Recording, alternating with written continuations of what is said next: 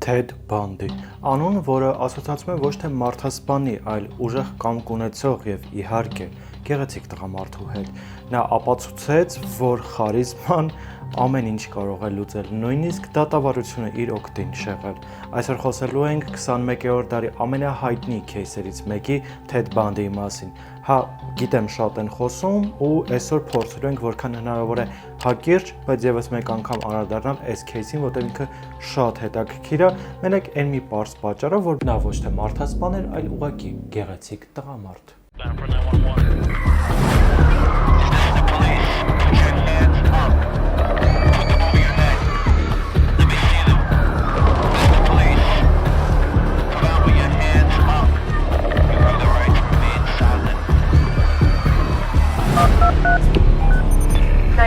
What's your emergency? Թեոդոր Բանդին ծնվել է 1946 թվականին, նրա մայրը 19 տարեկան էր, իսկ հոր ինքնությունը մինչև այսօր անհայտ է։ Մոր Լուիզայի հարազատները վստահ էին, որ Թեդի իրական հայրը հենց նրա հայրն է, այսինքն Թեդի պապը։ Ընտանիքը հավատացյալ էր եւ դա էր պատճառը, որ նրանց չամուսնացած աղջիկը ուղարկվում է հատուկ վայր, որտեղ ծննդաբերում է, իսկ երբ որ հետ է վերադառնում, բոլոր հարևաններին եւ նրանց բարեկամներին ներկայացնում են, որ Թեդը նրանց եղբայրն է։ Թեդը փոքր տարիքում մտածել է, որ իր պապը եւ տատը իր հայրն ու մայրն են, իսկ իր քույրը Լուիզան նրա մայրն է իրականում եղել, բայց այս ամեն ինչը քանի որ սերիալատիպի սյուժե է ունենում ու սա խառնված է լինում, Թեդը հիմնականում մինչև իր այսպես ասած մահը չի ելներում, մորը միշտ նրան մեղադրում է, ինչպես նաև այս ամեն ինչը ազդում է նրա հոգեբանության վրա, թե որպես փոքր երեխա եւ թե հետագայում, երբ որ նա ամեն ինչ պարզում է, այս ամեն ինչը շատ կարևոր դեր է խաղում։ Թեդի մոտ տարօրինակությունները դեռ սկսվում են դպրոցում, նա փորձում է հիմնականում քայլել աղջիկների հանդերձանի մոտով ու որքան հնարավոր է շատ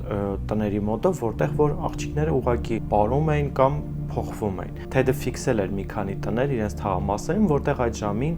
ինչ որ աղջիկ կարող է փոխվել ուղղակի իր հագուստը փոխել եւ նա երեկոյան ժամերին դուրս էր գալիս ոչ թե քայլելու, այլ ուսումնասիրելու։ Դպրոցից հետո նա համալսարան է ընդունվում եւ սկսում է ճապոներեն ուսումնասիրել։ Այստեղ նա ծանոթանում է իր առաջին սիրո Ստեֆանիի հետ։ Թեդը հասկանալով, որ Ստեֆանին շատ լավ ընտանիքից է եւ կարող է ուղղակի իր ամբողջ կյանքի ընթացքում նա այլևս չաշխատել, փորձում է ամեն կերպ աղջկան իր կողքը պահել, սակայն 1 տարի անց նրանց հարաբերությունները ավարտվում են։ Ստեֆանին հեռանում է անգլիական ոճով, այսինքն որևէ ինֆորմացիա չի տալիս Թեդին, չի ասում ինչ է կատարվում կամ նույնիսկ հրաժեշտ չի տալիս եւ ուղղակի հեռանում է Թեդի կյանքից, ինչը Թեդը շատ ծանր է տանում ու այդ ամեն ինչի պատճառով որոշում է տեղափոխվել Ֆիլադելֆիա։ 1969 թվականին նա վերադառնում է Վաշինգտոն։ Սկսում է հոգեբանություն ուսումնասիրել, աշխատանքի անցնում կանանց կրիզիսային կենտրոնում։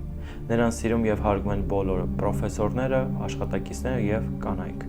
Այդ ընթացքում Թեդը ծանոթանում է Էլիզաբեթի հետ, ով երիտասարդ ու ամուսնալուծված միայնակ մայր էր։ Նրանք սկսում են հանդիպել, բայց Թեդը հենց սկզբից ասում է, որ դեռ պատրաստ չի իր վրա այսպիսի պատասխանատվություն վերցնել, եւ չնայած բոլոր դատավճիռներին Էլիզաբեթը շարունակում է նրա հետ մնալ։ Որոշ ժամանակ անց Թեդը կարողանում է նաեւ աշխատանք ստանալ, իսկ աշխատանքը չի լինում ինչ-որ սովորական աշխատանք։ Նա աշխատում է նահանգում, նահանգապետի որպես օգնական եւ շատ հարցերում նա ուներ իր ազդեցությունը, ուներ իր ուժը, այսինքն կառավարչական մարմինում, ինչը նշանակում է, որ Թեդը դառնում է այն քիչ մարդասպաններից, որոնք ոչ միայն սպանել են, այլ նաև կարիերա են ստեղծել ու դրա հետևում կատարել ամեն ինչ։ Եվ երբ որ նրանք շրջում են տարբեր նահանգներով, քանի որ այդ ժամանակ ընտրություններ էր, իսկ Թեդը աշխատում էր նահանգապետի թեկնածուներից մեկի շտաբում, հանդիպում է Ստեֆանիին, իր առաջին սիրուն։ Նրանց մոտ սիրավեպը կրկին սկսվում է, սակայն 2 շաբաթ անց Թեդը որոշում է Ստեֆանիին այն նույն պատասխանը տալ, ինչը տարիներ առաջ նա էր ստացել։ Անգլիական ոճով ուղղակի հեռանում է նրա կյանքից, եւ մինչեւ մահը Ստեֆանին որքան էլ փորձում է նրան զանգել, նամակներ ուղարկել կամ տետատետ հանդիպումներ ստեղծել, Թեդը չի արձագանքում։ 1974 թվականի հունվարի 4-ի գիշերը Վաշինգտոնի համալսարանի 18-ամյա ուսանողուհի Քերեն Սփարքսը իր բնակարանում դաժան հարձակման է ենթարկվում։ Նրան գտնում են հաջորդ առավոտը հենց իր տան մեջ, մարմնական բազմաթիվ ծանր վնասվածքներով եւ դաժանաբար բռնաբարված։ Աղջիկը ողջ է մնում, սակայն ծանր վնասվածքների պատճառով չի կարողանում գետ մեկ բառ ասել։ Մեկ ամիս անց անհետանում է 21-ամյա Լինդան։ Քննիչներին ցավոք չի հաջողվում գտնել աղջկա մարմինը։ Աղջիկները շարունակաբար անհետանում են եւ ոչ ոք չէր էլ կասկածում, որ սա կարող է լինել շղթայակապված իրար հետ, սա կարող է կապված լինել։ Սակայն երբ որ աղջիկներից մի քանիսին հաջողվում էր ողջ մնալ, մի քանիսին հաջողվում էր փախչել Թեդի ձեռքից, նրանք ոստիկաններին տալիս էին հենց Թեդի նկարագիրը, ասում արտաքնապես նրա հասակը, թե ինչպես է նա մոտեցել, ամեն ինչ պատմում էին։ Սակայն ոստիկանները չէին կարողանում հասկանալ, թե ով է այդ գեղեցիկ տղամարդը, ով կարողանում է աղջիկներին մի քանի վայրկյանում իրենով անել եւ մնալ մինչեւ հիմա աննկատ։ Սակայն ամեն ինչ փոխվում է հուլիսի 14-ին։ Այդ օրը Վաշինգտոնի լճի ափին բազմաթիվ մարդիկ կային, կեսը տուրիստներ, կեսը տեղացիներ, ու Թեդը որոշում է այդ մարդաշատ վայրում գտնել իր հաջորդ զոհին։ Նա մոտենում էր մարդկանց իր մեկ ձեռքը գիպսի մեջ։ Հիմնականում աղջիկներին խնդրում էր, որ իրեն օգնեն մեքենան միացնել, օգներ ինչ-որ մի գործողություն կատարեն։ Աղջիկները տեսնելով նրա գեղեցիկ արտաքինը, ինչպես նաև տեսնելով նրա հագու կապը, որը շատ թանկ էր, ու գիպսը անօգնական վիճակ, միանգամից հալվում էին եւ գնում Թեդի հետևից։ Սակայն մի քանիսին հաջողվում է փախչել այդ օրը եւ բոլորը ներկայացնում են ոստիկանություն այն տվյալները, որով էլ հետագայում հաջողվում է գտնել Թեդ Բանդիին։ Թեդի այս գործողությունների մասին արդեն սկսում է խոսել լրատվամիջոցները, ասելով, որ կա նման տղամարդ, ցույց են տալիս ֆոտոռոբոտը եւ ոստիկանները խնդրում են, եթե ինչ-որ մեկը գիտի, լրատվամիջոցների միջոցով կապ հաստատի եւ պատմի, թե ով է այս տղամարդը։ Էլիզաբեթը Թեդի նախկին ընկերուներից մեկը տեսնելով ֆոտոռոբոտը հասկանում է, որ սա Թեդն է։ Նա կապում է ոստիկանների հետ եւ նրանց տալիս այն բոլոր ինֆորմացիան, որն էլ հենց օգնում է ոստիկաններին։ 1975 թվականի օգոստոսի 16-ին Յուտա նահանգի ոստիկանության աշխատակիցը նկատում է կասկածելի Volkswagen։ Մեքենայի խուզարկության ժամանակ հայտնաբերում են մի շարք կասկածելի առարկաներ՝ դիմակ, ձեռնաշղթաներ, մետաղական ձող եւ այլ իրեր։ Վարորդը, որը ներկայանում է որպես Թեդ Բանդի, պնդում է, որ դա իր առօրյա օգտագործման իրերն են։ Սկզբում Թեդին ձերբակալում են Յուտայում 18-ամյա աղջկա առևանգման փորձի գործով, եւ միշտ Թեդը այդ գործով գտնվում էր կալանքի տակ, քննիչները սկսում են համադրել իրենց ունեցած ապացույցները։ Այդ պահից սկսվում է հետաքննության նոր փուլը։ 76 թվին Յուտայի դատարանը Թեդին մեղավոր է ճանաչում 18-ամյա աղջկա առևանգման գործում եւ տեղափոխում Կոլորադո,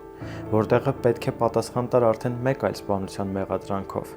Բանդին իրավաբանական կրթություն ունենալով որոշում է, որ դատապաշտպանների հետ միասին ինքն է իր շահերը պաշտպանելու դատարանում։ Նա լավ գիտեր իրավական բոլոր գործընթացները եւ հաճախ հրաժարվում էր փաստաբանի օգնությունից։ Սակայն այս ամենը չի խանգարում, որ նրան ձերբակալեն։ Թեդին ձերբակալում են եւ երբ որ Թեդը գտնվում է բանտում, նա այցելում է տեղի գրադարան։ Գրադարան այցելելու ժամանակ բացում է պատուհանը եւ գրադարանի պատուհանից փախչում։ Բայց մեկը նրան գտնում են ու կրկին ձերբակալում։ Թեդը սկսում է հացադուլ անել։ Ավելի կոնկրետ մտածված այս ամեն ինչը անել, նիհարում է ուղիղ 15 կիլոգրամ, որպեսզի կարողանա փախչել երկրորդ անգամ։ Նա կարողանում է բանտից փախչել առաստաղի մոտ սղոցված մի հատվածից։ Այսպիսով, դեկտեմբերի 2-ին Թեդը բանտից փախչում է երկրորդ անգամ։ 1978 թվական հունվարի 15 լուսադեմին Թեդը մտնում է Ֆլորիդա պետական համալսարանի ուսանողական տուն, որտեղ այդ պահին քնած էին շուրջ 30 ուսանողուհիներ։ Սկզբում նա մտնում է երկրորդ հարկի սենյակներից մեկը, որտեղ քնած էր 21-ամյա Մարգարեթը եւ Լիզան։ Թեդը հարձակվում է աղջիկների վրա եւ ամենադաժան ձևով սպանում երկուսին։ Ուսանողական տանը գտնվելով 15 րոպե Թեդը սպանում է 2 աղջկա եւ վիրավորում 3-ի։ Հետո կարողանում է փախնել ու 1 ամիս անց առևանգում եւ սպանում է 12-ամյա Քիմբերլիին։ Աղջկա անհետացումից 7 շաբաթ անց նոր գտնում են նրա մարմինը։ Քննիչները աղջկա մարմինը գտնելուց հետո դատաբժշկական հետազոտության արդյունքում պարզում են, որ Թեդը աղջկան նաեւ բռնել է։ Ու ցավոք սրտի հենց այս դեպքն էլ ավելի կոնկրետ, որ անչափահասի բռնելը համարվում է հենց ամենակարևոր կետը, որի շնորհիվ էլ ոստիկանները կարողանում են Թեդին դատել։ 1979 թվականին Մայամիում սկսվում է նրա ամենահայտնի դատավարությունը։ Սա առաջին ամերիկյան քրեական դատավարությունն էր, որը լայնորեն հեռարձակվում էր հեռուստատեսությամբ։ Հազարավոր մարդիկ ամեն օր նստած նայում էին նիստերին, իսկ Թեդ Բանդին իր սովորության համաձայն փորձում էր վաստակել նրանց ուշադրությունը։ Նա հաճախ միջամտում էր փաստաբանների աշխատանքին, ինքն էր հարցեր տալիս վկանային եւ փորձում էր տպավորություն ստեղծել, թե ամեն ինչ իր ձեռքերում է։ Սակայն այս անգամ քննիչներն ունեին շատ ավելի ամուր ապացույցներ։ Գործի առանցքային ապացույցներից մեկը Լիզայի մարմնի վրա հայտնաբերված կցվածքի հետևանքն էր։ Հետազոտության արդյունքում դատաբժշկական ատամնաբույժները այդ կցվածքը մարմնի վրա համեմատեցին Թեդի ատամնաշարի հետ, եւ ամեն ինչ համընկավ։ Սա շատ նման մի պատմություն է O.J. Simpson-ի ձեռնոցի հետ կապված, սակայն այս դեպքում սա համարվում է ամենաքիչ դեպքերից մեկը, որտեղ դատաբժշկական հետազոտությունը կատարվել է հենց կցվածքի համար ու նման կերպ էլ նաև այդ ամեն ինչը ապացուցվել է, որ Թեդ Բանդին մեղավոր է։ 1979 թվականի հուլիսի 24-ին երդվյալ ատենակալները Բանդին մեղավոր ճանաչեցին ուսանողական տան երկու սպանությունների համար եւ մի քանի օր անց դատավորը նրան դատապարտեց մահապատժի։ 1980 թվականին տեղի ունեցավ երկրորդ խոշոր դատավարությունը արդեն Քիմբերլիի սպանության գործով։ Այս գործում նույնպես Բանդին մեղավոր ճանաչվեց, սակայն մահապատիժը միանգամից չի կատարվել։ Մոտ 9 տարի Թեդի փաստաբանները փորձում էին ամեն կերպ գործը սառեցնել եւ ժամանակ շահել, սակայն ապարդյուն։ 1989 թվականի հունվարի 24-ին Թեդ Բանդին էլեկտրական աթոռի միջոցով մահապատժի են ենթարկում։ Իր կտակում Բանդին խնդրել էր, որպեսզի նրա մարմինը վառեն եւ մոխիրը տանեն կոնկրետ հատվածում թաղելու։ Հենց այդտեղ էլ գտնում են մնացած մյուս զոհերի դիերը, ավելի կոնկրետ այն մասունքները, որոնք մնացել են այդ աղջիկներից։ Թեդ Բանդին դատապարտվեց եւ մահապատժի ենթարկվեց ընդամենը 3 աղջկա սպանության համար, սակայն քննիչները եւ մինչեւ օրս մնացած էքսպերտները կարծում են, որ նրա սպանությունները 3 տասնյակից ավել էին։ Այսպիսով Թեդ Բանդին պատմության մեջ դարձավ այն ամենահայտնի մարդասպաններից, ով ոչ միայն իր դաժանությամբ էր տարբերվում, այլ նաև դատարանում որոշեց ինքն իր շահերը պաշտպանել, բայց երբեք չընդունեց, որ նա սխալ է եղել։